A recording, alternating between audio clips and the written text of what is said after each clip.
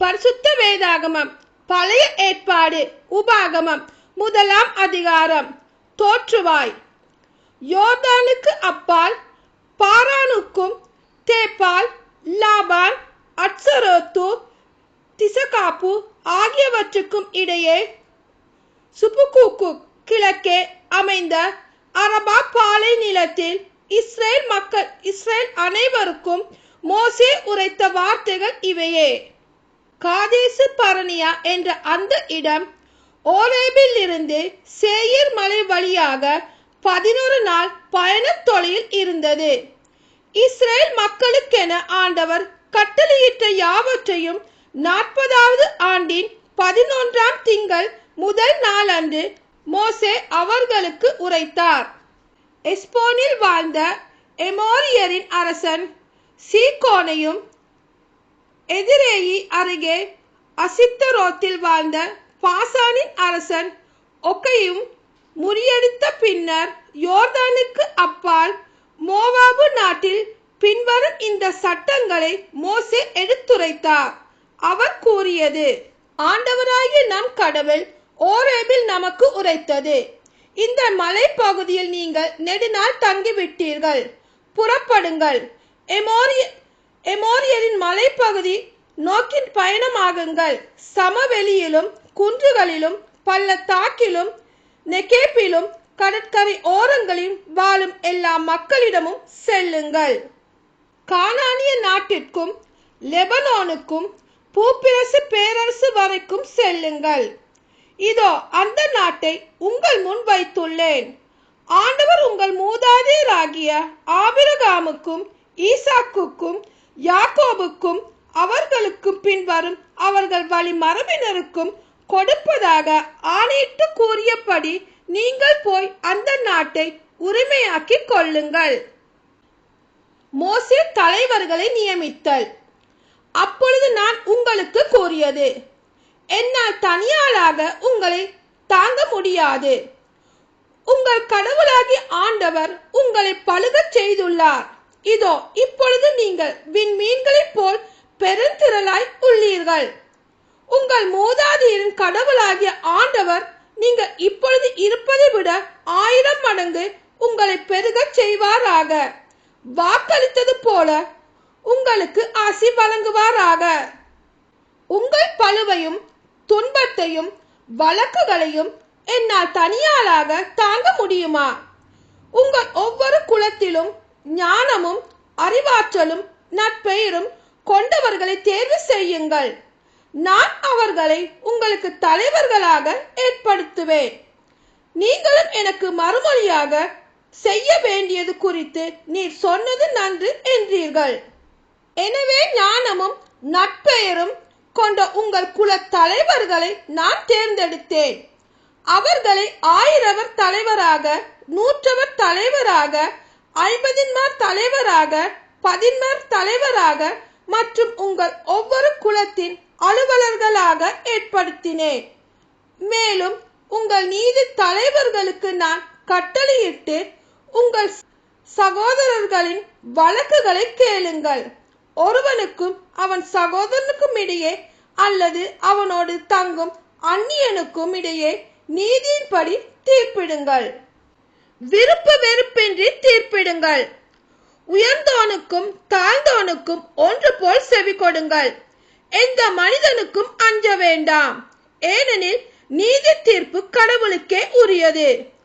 உங்களால் தீர்க்க இயலாததை என்னிடம் கொண்டு வாருங்கள், நான் வழக்கை கேட்பேன் என்றேன். இவ்வாறு நீங்கள் செய்ய வேண்டிய அனைத்தையும் அந்நேரத்தில் நான் உங்களுக்கு கட்டளையாக கூறினேன். ஒற்றர்களை அனுப்புதல். பின்னர் நாம் கடவுளாகிய ஆண்டவர் நமக்கு கட்டளையிட்டிருந்தபடி நாம் ஓரேபை விட்டு புறப்பட்டு நீங்களே கண்டு அஞ்சிய பெரும் பாலை நிலம் முழுவதும் எமோரியரின் மலைப்பாதை வழி நடந்து காதேசு பர்னியாவுக்கு வந்து சேர்ந்தோம். அங்கு நான் உங்களை நோக்கி, நம் கடவுளாகிய ஆண்டவர் நமக்கு கொடுக்கவிருக்கும் எமோரியரின் மலை நாட்டுக்கு நீங்கள் வந்து விட்டீர்கள். இதோ உங்கள் கடவுளாகிய ஆண்டவர் உங்களுக்கு தந்துள்ள நாட்டை பாருங்கள். உங்கள் கடவுளாகிய ஆண்டவர் உங்கள் மூதாதையருக்கு அளித்த வாக்கிற்கிணங்க நீங்கள் போய் அதை உரிமையாக்கிக் கொள்ளுங்கள். அஞ்ச வேண்டாம், கலக்கமுற வேண்டாம் என்றேன். அப்பொழுது நீங்கள் எல்லோரும் என்னிடம் வந்து, நமக்கு முன் ஆள்களை அனுப்புவோம், அவர்கள் நமக்காக அந்த நாட்டை ஆய்ந்து பார்ப்பார்கள், நாம் அதனுள் செல்ல வேண்டிய பாதையை பற்றியும் நாம் செல்ல வேண்டிய நகர்களை குறித்தும் அவர்கள் செய்தியுடன் நம்மிடம் திரும்புவார்கள் என்றீர்கள். அது நல்லதாக எனக்கு தோன்றியது. உங்களில் இருந்து குலத்துக்கு ஒருவராக 12 தேர்ந்தெடுத்தேன். அவர்கள் புறப்பட்டு மலையில் ஏறி எசுகோல் பள்ளத்தாக்கு வரை சென்று அதை உளவு பார்த்தனர். மேலும் அவர்கள் அந்த நாட்டின் கனிகளில் சிலவற்றை பறித்து நம்மிடம் கொணர்ந்து, நம் கடவுளாகிய ஆண்டவர் நமக்கு கொடுக்கவிருப்பது நல்ல நாடு என்று நமக்கு செய்தி சொன்னார்கள். ஆயினும் நீங்கள் முன்னேறி செல்ல மறுத்தீர்கள். மாறாக உங்கள் கடவுளாகிய ஆண்டவருடைய வார்த்தைக்கு எதிர்ப்பு தெரிவித்தீர்கள்.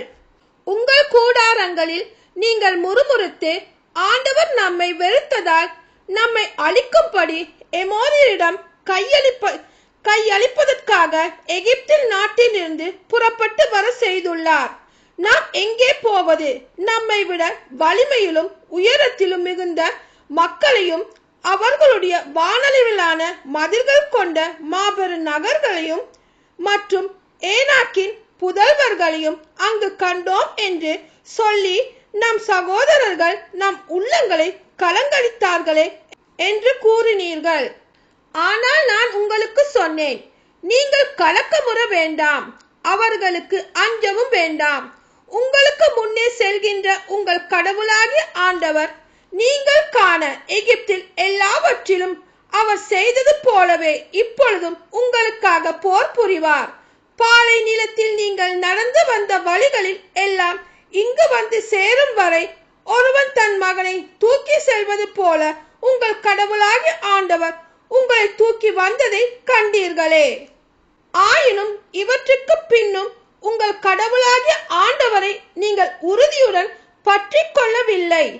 பாளையம் இறங்கத்தக்க இடத்தை உங்களுக்காக தேடவும், நீங்கள் செல்ல வேண்டிய வழியை உங்களுக்கு காட்டவும் இரவில் நெருப்பிலும் பகலில் மேகத்திலும் உங்கள் முன் அவர் நடந்து சென்றாரே. ஆண்டவர் இஸ்ரேலை தண்டித்தல். ஆகையால் உங்கள் முறையிட்டு குரலை கேட்டு கடுஞ்சினமுற்ற ஆண்டவர் ஆணையிட்டு கூறியதாவது, உங்கள் மூதாதையருக்கு கொடுப்பதாக நான் வாக்களித்த நல்ல நாட்டை இந்த கெட்ட தலைமுறையின் மனிதருள் எவனும் காணப்போவதில்லை. எப்புனேயின் மகனாகிய காலேபு மட்டும் அதை காண்பான். அவன் நடந்து வந்த நாட்டை அவனுக்கும் அவன் புதல்வர்களுக்கும் நான் கொடுப்பேன். ஏனெனில் அவன் ஆண்டவரை முற்றிலும் பின்பற்றினான். அன்றியும் உங்கள் பொருட்டு ஆண்டவர் என் மீது சினம் கொண்டு நீயும் அங்கு போக மாட்டாய். நூனின் மகனும் உன் ஊழியனுமாகிய யோசுவா அங்கு செல்வான். நீ அவனை உறுதிப்படுத்து, ஏனெனில் அவன் இஸ்ரேல் அதை உரிமையாக்கி கொள்ளுமாறு செய்வான். இவர்கள் கடத்தி செல்லப்படுவார் என்று நீங்கள் குறிப்பிட்ட உங்கள் சிறுவரும் இன்று வரை நன்மை தீமை பற்றி அறிவற்ற உங்கள் புதல்வரும் அதனுள் செல்வர். அவர்களுக்கே அதை நான் கொடுப்பேன். அவர்கள் அதை உரிமையாக்கி கொள்வார்கள். நீங்களோ புறப்பட்டு செங்கடல் நெடுஞ்சாலை வழியே பாலை நிலத்துக்கு பயணமாகுங்கள் என்றார். உடனே நீங்கள் எனக்கு மறுமொழியாக, நாங்கள் ஆண்டவருக்கு எதிராக பாவம் செய்தோம். நம் கடவுளாகிய ஆண்டவர் நமக்கு கட்டளையிட்டபடியே நாங்கள் போய் போர் புரிவோம் என்றீர்கள். பிறகு நீங்கள் ஒவ்வொருவரும் போர்க்கோலம் பூண்டீர்கள். மலை மீது ஏறி போவது எளிது என்றும் எண்ணினீர்கள். அப்பொழுது ஆண்டவர் என்னிடம், நீங்கள் போக வேண்டாம், போர் புரியவும் வேண்டாம். உங்கள் பகைவர் உங்களை முறியடிப்பர். ஏனெனில் நான் உங்கள் நடுவே இருக்க மாட்டேன் என்று அவர்களுக்கு சொல் என்றார். நானும் உங்களுக்கு அதையே சொன்னேன். நீங்களோ கேட்கவில்லை. மாறாக நீங்கள் செருக்குற்று ஆண்டவரின் வாக்கை மீறி மலை மீது ஏறினீர்கள். அந்த மலை பகுதி வாழ் எமோரியர் உங்களுக்கு எதிராக புறப்பட்டு தேனீக்கள் போல் உங்களை துரத்தி அடித்தனர். செயிர் தொடங்கி ஓர்மா வரையிலும் உங்களை முறியடித்தனர். அப்பொழுது நீங்கள் திரும்பி வந்து ஆண்டவர் முன் அழுதீர்கள். ஆனால் ஆண்டவர் உங்கள் குரலை கேட்கவில்லை, உங்களுக்கு செவிசாய்க்கவும் இல்லை. இவ்வாறு நீங்கள் வெகு நாட்கள் காதேசில் தங்க நேர்ந்தது. ஆமென்.